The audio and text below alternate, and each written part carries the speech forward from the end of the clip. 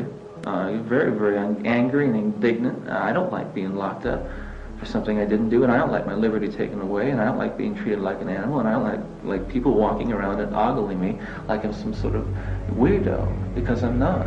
I've matured in the past year. Believe me, I've grown in the past year. Ever physically harmed anyone? Ever physically harmed anyone? No. No. You know, again, not in the context I think that you're speaking of. Ted was very self-assured. You are not guilty. I'm not guilty. Does that include the time I stole a comic book when I was 5 years old? I am not guilty of the charges which have been filed against me. And the allegations. And the allegations. And the rumors and the... Hey y'all, how's it going? I'm feeling really good. This video I'm gonna be talking about Ted Bundy on some spooky shit. Honestly, Halloween is it's probably like my second favorite holiday. I had to do a little something spooky. You guys can see that I've tried with this orange shirt and my little setup, my pumpkin. And I'm gonna get some Palo Santo going because we're talking about Ted Bundy. I'm basically gonna discuss all the reasons why Ted Bundy has been such an infamous serial killer. I'm also gonna be talking about the docu-series on Netflix, Conversations with the Killer, which was really, really interesting to me. And then I am gonna bring up Extremely Wicked, Shockingly Evil, and Vital with Zac Efron. What made Ted Bundy so interesting to me is that there were people around him that swore up and down that he was not who he was. If you go back and look at just the tapes from the trial and interviews or whatever, I just straight up thought he was the shit. Ted Bundy was born November 24th, 1946 and was executed on January 24th, 1989. I'm actually gonna look up what his last words were before he was executed. Bundy was strapped into the electric chair at Stark State Prison in Florida. Tom Barton asked Bundy if he had any last words, to which he replied, "Jim and Fred, I'd like you to give my love to my family and friends." Okay, see, normal. See, some of these serial killers, when you look up their last words, they have some crazy shit to say, bro. Ted Bundy was adopted by his grandparents, and he was told that his mother was actually his sister. This was because they were ashamed that he was an illegitimate child. His aunt actually had a story to tell about him. When he was 3 years old, I guess she fell asleep and he put a whole bunch of knives around her and then decided to stand in front of her and wait until she woke up to him smiling at her. Seriously, what the fuck are you doing? He was very fascinated with knives as a kid, which makes sense given what he ended up doing with them. Really interesting to me is that in the Ted Bundy tapes, he swore up and down there was nothing from his childhood that would indicate that he would end up doing anything like that. It seemed to me that this guy was very in denial of not only who he was, but the fact that he wasn't gonna just continue to get away with it. Ted Bundy went on to the University of Washington, and then there he actually found a girlfriend. Her name was Diane Marjorie John Edwards from California. The Ted Bundy tapes, he ended up saying that when things didn't work out with her,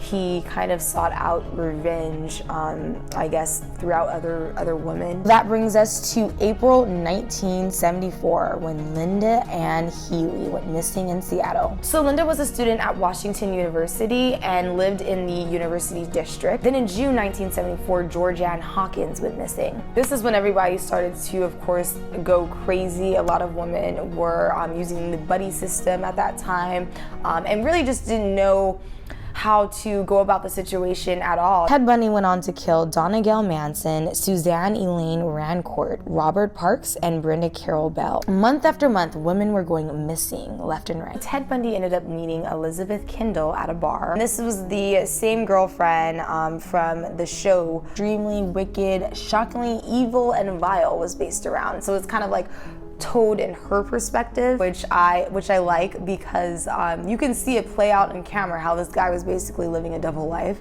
She was able to tell her side of the story on an Amazon series called Ted Bundy Falling for a Killer. Oh, it's so weird hearing him discuss his love for like her and just women in general.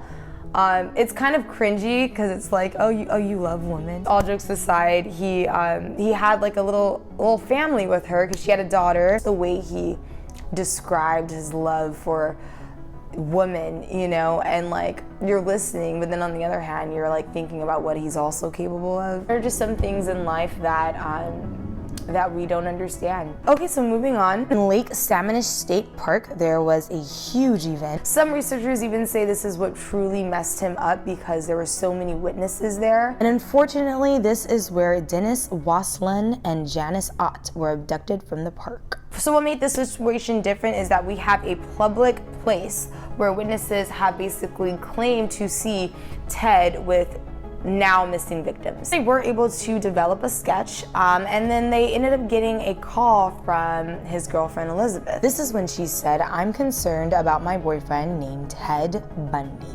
He was really good at changing his look. They made it a thing to mention that in the Ted Bundy tapes because he was specifically a prime suspect, except that's what made it so difficult. He ended up deciding to go to law school in Utah, and then he also decided to join the Mormon church. I said the Mormon. And this was all around the time Melissa Smith, who happened to be the chief of police's daughter, was found missing. So Carol DeRong, very, very important asset because she was a victim that actually got away. She ended up being a very, very important key witness. Ted Bundy stops her in a mall and of course uses some excuse to get her in a car. I believe, so this time he claimed he was a cop. And he saw someone that was apparently breaking inside of her car. And she was smart and she asked him like for his badge, but he was prepared. He had like a little fake badge on him. She got in the car and was gonna go to the station with him so they can do a report. She apparently got away, and then Ted Bundy, frustrated, went on to kill Deborah Kent. So Carolyn Campbell was found murdered in Aspen, then Julie Cunningham and Denise Oliverson went missing in Colorado. What's really funny is that Ted Bundy was also known as being this crazy driver, and I'm like, okay, so if you're gonna be like a serial killer, I mean, at least learn to avoid the cops. He was pulled over in the infamous Volkswagen. And this is when he was essentially recognized by the witness, Carol DeRong. You know what's so sad about this entire thing though, is that even after Carol decided to come forward and she was like so sure, I mean, I'd be pretty sure if someone tried to kill me, I'd be very confident in who that guy was. Even when Carol claimed that Ted Bundy was the guy, people were so just like defensive about it, and they just didn't really want to ultimately believe that some college law student would do such a thing, you know. He was of course supported by the Mormons. They were just so sure he was this amazing guy. I honestly think that he just joined the church to make himself look holy in case he ever got in some shit, if that's what his plan was.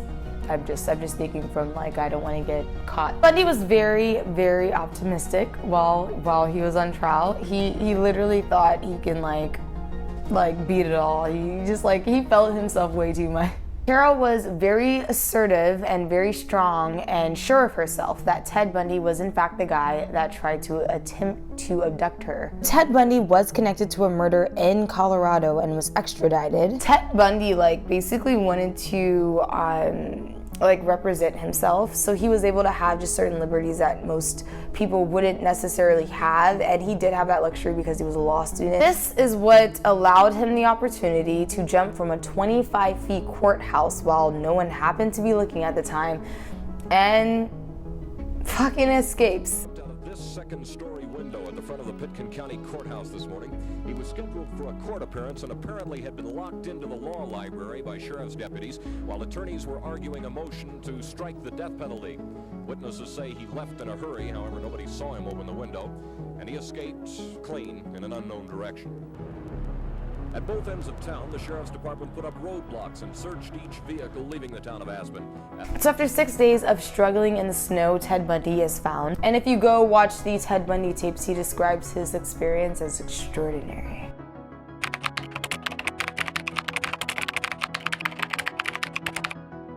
Eventually, Ted Bundy found himself caught again in some shit with the police, of course. He was in a high-speed chase with the police. So once the police caught up to him, he had a fake ID on him and he did not want to give up his identity. But surprisingly, he agreed to give up his identity in order for him to get a call to his girlfriend. So apparently he knew that his ass was Ted Bundy and he was about to get caught. He ended up telling his girlfriend that he was consumed by something that was not him. And he referred to this specific thing as something like the Force. And that's exactly how a lot of other serial killers kind of describe their experiences. They always describe as if it's something else inside of them. So it was a bite mark that actually led to the warrant for them to look at his teeth for a match. His lawyer's best bet at this point was to spare him the death penalty. He was dating this woman named Carol, who of course was fell in love with him, insisted up and down that he wasn't the guy who everyone thought he was, and it's just weird because a lot of people said the way he talked about her wasn't the way he talked about Elizabeth and Diane, and some people actually believe he used her just to paint that picture, that he was a better guy than what he actually was. Jury found Ted Bundy guilty and he was sent to the electric chair, of course. Ted Bundy ultimately admitted to killing 36 women, but some people believe he was capable of over 100. In the book Programmed to Kill, author Dave McGowan discusses the conspiracy that Ted Bundy was in a satanic cult called OTO. This was also surprisingly said about Charles Manson. So let me know how you guys feel about Ted Bundy, as well as the weird conspiracies surrounding him. Also about the fact that this guy did have such an, I guess you can say, impression on people that even people around him doubted who he was, which makes you really think, just how well you know people, in general. People really did love Ted Bundy's personality. They loved who he was as a person. If he was not this killer, he probably would have been successful, and that's kind of scary. If he wasn't caught, there was a potential for him to be a successful lawyer. And that is what's scariest about it, is that if he wasn't this maniac driver, was he going to be caught? Clearly Ted Bundy was a different breed, and that's why we're discussing him today, and that's why we discuss him in October during spooky season. Thank you guys for stopping by once again. I suck at outros as always, so we out. Yeah, let's see. You always say an indictment, all right? Why don't you read it to me? You're on bond for election, aren't you? Mr. Bundy got it, didn't you? Mr. Bundy, you told me that you were going to get me. You said he was going to get me. Okay, you got the indictment. It's all you're going to get. Let's read it. Let's go. Theodore Robert Bundy, you are charged, indictment, 2 counts burglary, 2 counts murder in the first degree, 3 counts attempted murder in the first degree.